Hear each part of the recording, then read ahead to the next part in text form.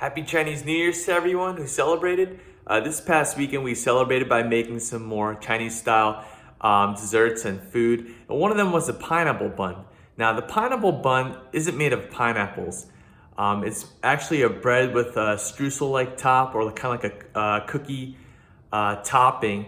And before you bake it, you actually cut some slits into it to pattern it so that when it bakes, it looks like a pineapple. Hence, it's called the pineapple bun. And many countries have their own version of it.